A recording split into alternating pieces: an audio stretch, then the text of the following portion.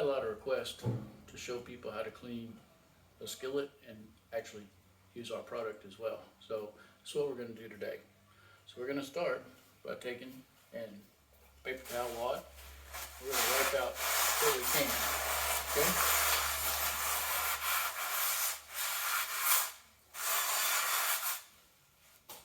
Pretty nasty and grimy, right? We'll put it on the stove. Let's warm it up a little bit. And all we want to do is warm this up to the touch, just to the top of the rim where it's pretty warm. And that's all it's going to take. That way the bottom will be well heated. We can also wait until we see a little smoke coming off of it. That means it's plenty hot too. What we're going to do, once it gets to that temperature, we're going to carry it over to the sink. And we're going to run hot water in it, kind of steam it, and it'll help clean. So, as you can see right now, it's pretty warm. So, it's really warm enough for us to go create our steam. So, I'll see you at the sink. The water's running good and hot. A little steam in here. Take our scrubby. Give it a good scrub here. Now watch out, because this water's really hot.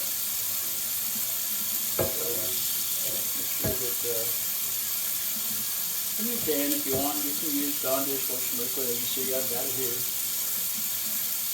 Yes, I'll cast iron seasoning. You stand up the Dawn dishwashing liquid and you still want it soap. So we've got a little scrubby here.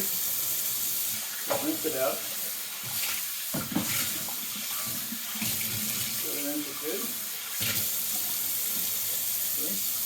No more rusties, no more rusties. Yep. So now we're going to hand dry it. With a paper towel, we're going to carry it back to the stove and warm it up just a little bit. Let it warm back up.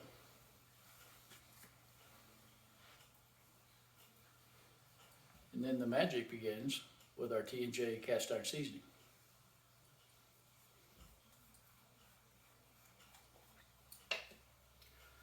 So, doesn't take much, we'll just take a little bit here.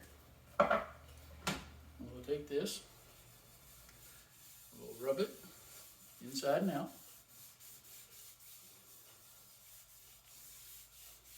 You can turn the stove off because we're done with the heat. Rub it all around the rim.